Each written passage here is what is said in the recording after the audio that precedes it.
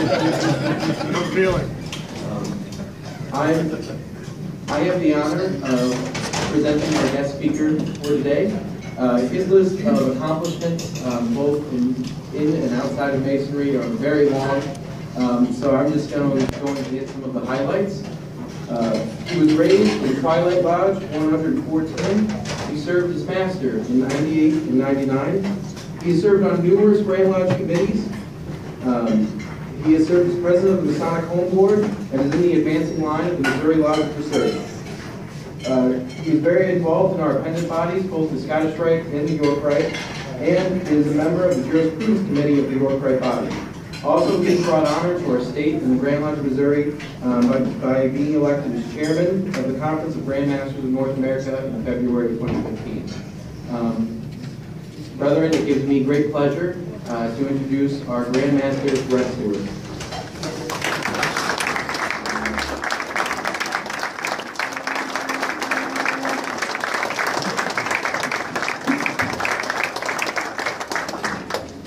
Thanks, Mike.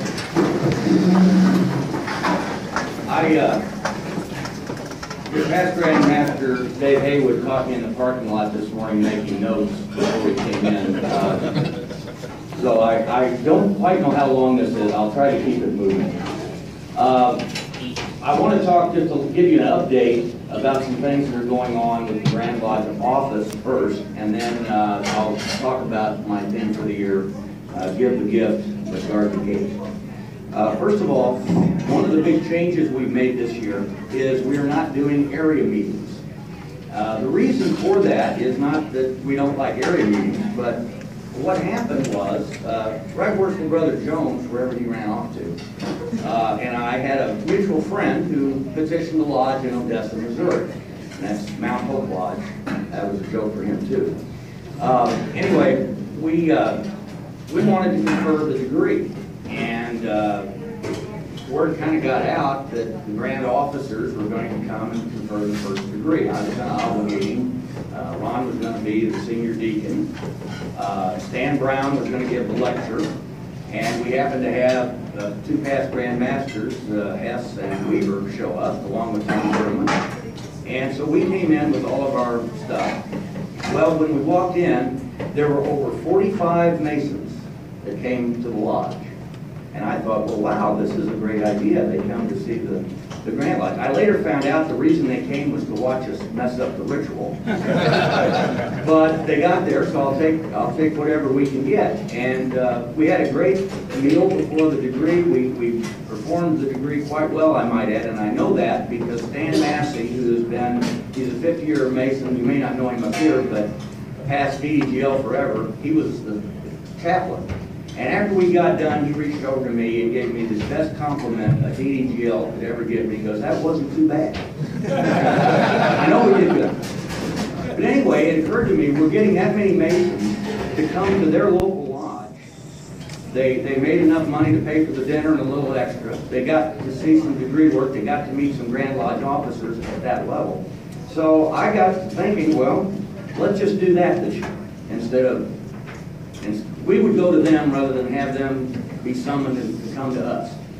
And just to give you an example, and again, this is since Grand Lodge, since the 29th of September. I'm not counting the stuff we did in September. But Tuesday night after Grand Lodge, we had a Grand Lecture School of Instruction in Columbia. We then traveled on Friday, and this is a lot of the officers too, not just me. We traveled up to Moberly, Missouri to confer a third degree for Milton Lodge. The next morning, we got back together in Moberly and we rededicated and celebrated the anniversary of Huntsville Lodge, their 175th anniversary. We then, the following week, I was down in Branson for some business, and so I snuck over to a place called Shell Knob. You ever heard of that time? A place called Shell Knob, conferred a first degree. I then got the officers back together again, and we went to Kansas City to Liberty Lodge to confer a first degree that Friday night, had dinner. Saturday we got up and we celebrated their 175th anniversary by rededicating the lodge. Sunday, I got to go home then for a little while, back to Columbia. Then Sunday, I had to drive back down to Springfield for the Word of the Eastern Stars annual assembly. On Tuesday, we had a buddy, some of you may know him, Bob Stewart, right worshipful brother Bob Stewart. He is in hospice now, but he was in the hospital, and I drove down to visit with him about some matters at Cuba Lodge. He had to talk to me about that, so I went down. On Thursday, we got together again, went to Centralia, handed out several 60-year pin presentations. Of course, Saturday, the following Saturday, we had the home board, and I left early with Ty. We went down to Poplar Bluff, where for the third year in a row, the Poplar Bluff Lodge has sponsored a father-daughter dance. And this is the third year. They had over, what, 600 people from the community, surrounding areas. Each year it gets bigger and bigger and bigger. The money goes to Masonic charities, and they get petitions out of these events, believe it or not. But the highlight of the evening was they had arranged, they had a young man with the Make-A-Wish group. And his wish, due to his health, he couldn't do it, but due to his health, he wanted to be prom king. He wanted to go to the prom and be a prom king. And so we concocted a little Masonic ceremony where three Masons in full regalia, me with the sword, we dubbed him King of the Prom. And the 600 people there, they had a tear in their eye, and the newspapers and the media was there, and Poplar Bluff Lodge is still getting shout-outs and accolades for their work. And next year, I invite you all to come down there. It's something to see. Anyway, that was Saturday. But then, the following Tuesday, Hebron Lodge, first degree. Thursday night, this week, I was in Fellowship Lodge down in Joplin. We did a first degree, followed by the Joplin Valley Scottish Rite. Had a great time there. They even let me participate in some of the degree work. Saturday night, we went to Branson, Missouri to install their officers, and now I'm back up here for breakfast this morning. I won't tell you about the next few weeks ahead. The point is, what we're trying to do this year is go to the lodges. Go to the lodges. Because frankly, one of the things that I'm trying to do this year is focus on the lodges. You know, the officers have talked, and we think it's our job to help aid and assist the lodges. We can do that by coming and conferring degrees. Everybody wants to see the guys in the purple, so there we are. They can meet us, we can confer the degrees. They can yell at us at our ritual, about our ritual. I missed a word during the one of the ceremonies, and of course one of the old DDTLs came up. One word, but he corrected me. And sadly, he was right. But the point is, we do the dedications. We give your lodge some public notoriety, showing the world what Masonry is. We're also benefiting your lodge by the camaraderie and the fellowship. But the bottom line under that is that the Grand Lodge and the Grand Lodge office works for the lodges, not the other way around. And in that regard, we've set some priorities for this year. Getting the Grand Lodge office, making sure it's on a sound financial and operational footing. Trying through these visits and through our actions to restore some confidence and some trust in your Grand Lodge. Trying to follow the bylaws, even when we don't like the result. And you know, trying to explain to people that when the bylaws say the Grand Lodge, they're not talking about us guys with the collars. What they're talking about is the general membership of the Grand Lodge. The membership is the Grand Lodge, not us. And provide some consistency and transparency in the operations. You saw that Most Worshipful Brother David Haywood took a big step in that direction at the end of communication. Your report books about the committee reports were given out when you registered, not at the door on Monday morning, so you didn't have a chance to read them. We provided copies of the budget. We provided copies of the audit reports. That's transparency. The Grand Lodge, the members deserve that information. Okay. The message this year is give the gift, but guard the gate. We hopefully have plenty of my Grandmaster pins. That's what it says on the pin. If you don't have one yet, see one of the Grand Officers. Mitch has some. If he runs out, I think, Dick, you may have 3 or 4 left from last night. But anyway, please grab a pen. It has my message, give a gift with garden gate. What do I mean by that? Well, we know that a gift is something of value, and each one of us know, even our fellow crafts, I think, that are here understand that Freemasonry is one of his lawyer word, inestimable. Well, you know what I mean. Gift. You can't put a value on it. It's the gift that keeps on giving.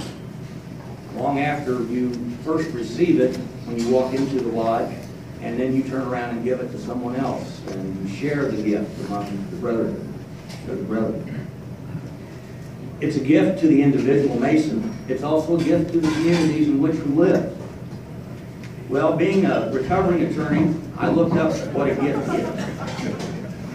There are three elements to a gift. The donor must have the intent to give a gift.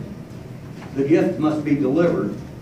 And then the recipient must accept the gift. That's the legal requirements of a gift. Well, in applying that to Masonry, the donor's intent is very important.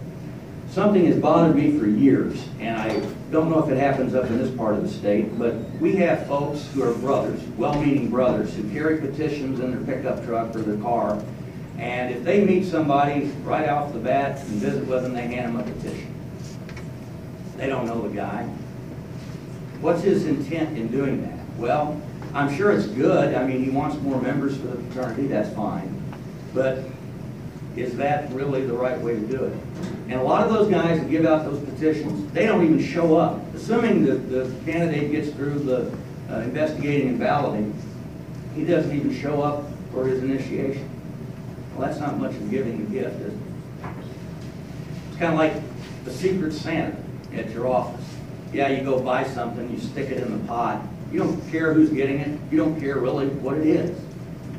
There's no donor's intent there. On the other hand, a person, a brother who gets to know someone beforehand, knows their family, knows their character, and then gives them a petition, that's giving a gift. That's donor's intent. Now, this next one I can go on for hours, so I'm going to try to condense it. The delivery of the gift, because there is all kinds of ways you can go. You deliver the gift when you make the first contact and he sees you're a Mason. You deliver the gift when you introduce that candidate to the brothers of your lodge, well before you hand him that petition, just so the brothers can meet him, so he can meet the brothers. You can find out if there might be a good connection there or not. You give the gift when you do that. And like I was talking with Dennis, at our lodge we just have flat meat, so it's not much of a gift. We don't have good food. But we offer him the flat meat. The candidate preparation. Talking to him after he's been elected, telling him what he's getting ready to go through. Being there after he's gone through the initiation to explain to him what he went through. To teach him that horrible word, proficiency. It's not a dirty word, guys. That's your way you start teaching. And no, you've got to follow the will of the Grand Lodge, the membership. You cannot require the proficiency. You cannot hold him back until he does the proficiency. And no, the lodge cannot vote on whether he's proficient. But that doesn't mean you can't use the proficiency as a teaching tool to give the gift of Freemasonry. Conferring the degree. Well, if they go to a properly run C2A, they're receiving the gift, they're receiving education. And you notice I said properly run. If a C2A becomes a degree mill, you're not giving the gift. One of the things we're doing this year is I'm personally reviewing every C2A request to make sure we have the right curriculum, the right moderators, the right education, and working hopefully with the DDGLs and the DDGMs, the best ritual possible for those candidates and for the brother who show up. That's giving the gift. Mentoring, of course, something that was started really by Most Worshipful Brother Bruce and brought to fruition under Most Worshipful Brother Haywood, the mentoring program. And we are continuing that. We're now going to try to figure out how to mentor the mentor.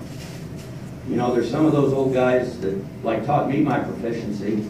They decided after we changed the rules, well, they didn't have anything to teach anymore, so they weren't going to participate. Well, They can come back. We need to get them back to help start them teaching the ritual, the proficiency, and now they have with them a mentoring book to help them answer those questions that the candidates always have that maybe before they didn't know the answer. That mentoring is giving the gift. The ritual that we do, when it's bad, it sucks. I can't stand watching bad ritual. I always want good ritual, but I also understand, having done ritual myself, you strive for perfection and you still don't quite make it. And that's okay. That's how it's supposed to be. But ritual, giving the gift through our ritual, involves three things. And I was reminded of this talking to the fellow that corrected me down the other night. The first step in ritual is the memorization, the rote memorization. If you don't memorize, that's the first step. You got to have that down. And that's important. But part of our problem is a lot of the brethren stop there. They get the rote memorization down. Thank you. It was either he was being nice or he wanted me to stop. I'm assuming he was being nice. No, they get the ritual down, and you've all heard them, the monotone. They can spit it out word for word. They don't make a mistake. But it doesn't register with the person who's hearing it. But that is, you've got to do that. You've got to have it memorized, the first step. The second thing is, once you've got it memorized, once you know the words, you need to understand what those words mean. You need to take the time to figure out. And there's some really strange words in our ritual that you're not familiar with. And some of them, what was the one, your big bugaboo? Tenant versus tenant? Well, that was one of your bugaboos. But another one of mine is artificer. The word is artificer. Oh, it drives me crazy when they don't say it. Anyway, look it up. There's only one way to say it. The other one is not a word. But understand the ritual, because once you understand the ritual, then you can do the third thing. Then you can do the third thing. And that is convey the meaning of the ritual to that candidate, to your brethren who are watching it, who may have heard the ritual 1,000 times before, but then, oh, wait a minute, that's what that means. If you know it, understand it, then you can convey it. And that is ritual. And only then are you giving the gift of masonry through the ritual. Acceptance, the final part. That candidate cannot accept something, cannot accept that gift if he doesn't understand it, if he doesn't know what it is. How do you package masonry? Well, how do you package a gift? Now, I can't wrap a package. I've done this, and I get yelled at all the time. Sometimes I'll get a bag, you know, one of those decorative bags. I'll put the gift in, I'll stick some paper on the top, and that's what I hand to my wife. I won't tell you the rest of the story. But that's packaging. Would you rather receive a gift that's packaged that way or one that's carefully prepared? Obviously, they've taken the time to present it to you. Presentation is a step to acceptance of the gift. So how are you selling masonry? How are you explaining it? Get yourself prepared to give that gift. And then he can understand it, and then he can accept it, and then all three elements of giving the gift are met. Okay. Guarding the gate. What do I mean by that? That means, very simply, we have to be selective in who we invite into the fraternity. I've been accused, when I say that, of having traditional observance tendencies. For those of you who know what that is, they've gone to exclusivity in their masonry. There are some things in traditional observance that are worthy of consideration. There's other things that I just have a visceral disagreement with. One of the things is that in some of the traditional observance lodges, they require you to have a college degree, or they require you to have a tuxedo and gloves, or they require you to spend the dues are so high that it precludes a number of people from joining. That type of exclusivity is not what I'm talking about. If we had those types of requirements, my father, the bricklayer, could not have become a mason.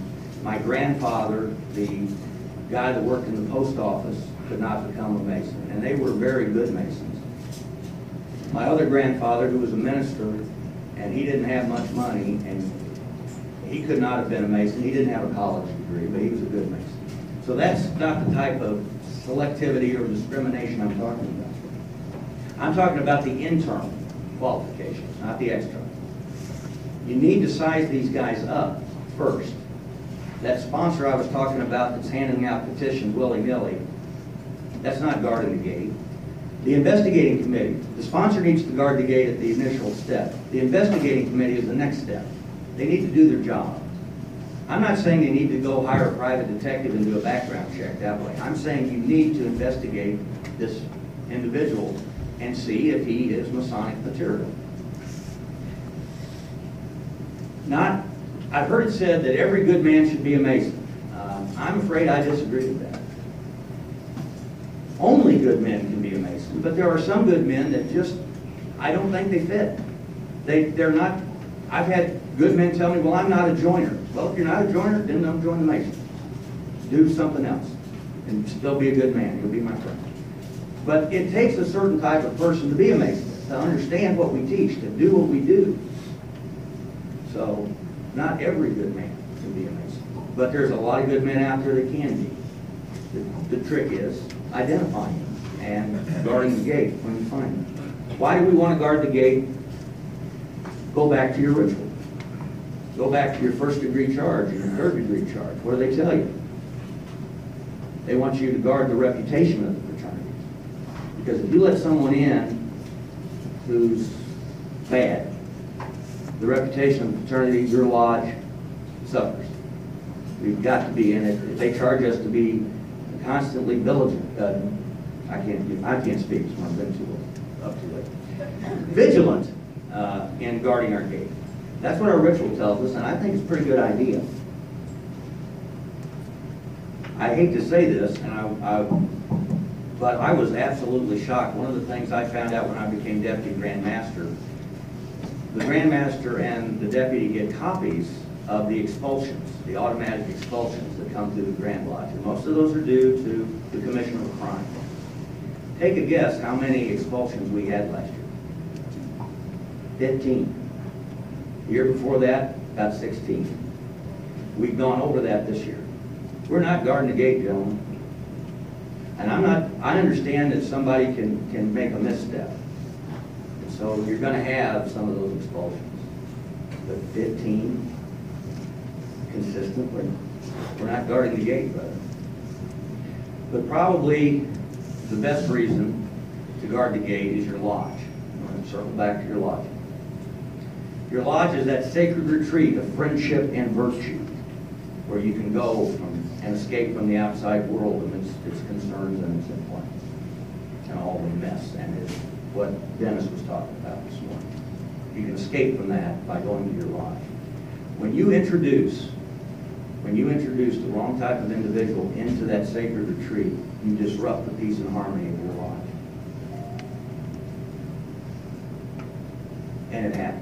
And it happens over and over. And as Grand Master, I hear about incidents. And 90% of those gentlemen could have been prevented if we guarded the gate. So, ask yourself when you sponsor 2 questions. Is this candidate worthy of receiving this gift? That's your first question. But your second question, what gift are you giving to the lodge when you sponsor that individual? Brethren, that concludes my remarks. Thank you for having me up here. Oh, one other thing. My Grand Secretary, poor Dale has been drinking out of a fire hose since he walked into that office. But we discovered in the basement of the Grand Lodge case upon case of Grand Lodge ties. And we brought some of those ties up here today, and we're giving them to you as a gift, consistent with my message. Dale, where do you have them? Over here. Okay, help yourself to a Grand Lodge tie and accept our gift for the morning. Is that the 1 for 10 or 3? He said, you. I'm not. I'll let you talk to the folks later about the secretaries. Okay. Thank you very much, brethren. Appreciate it.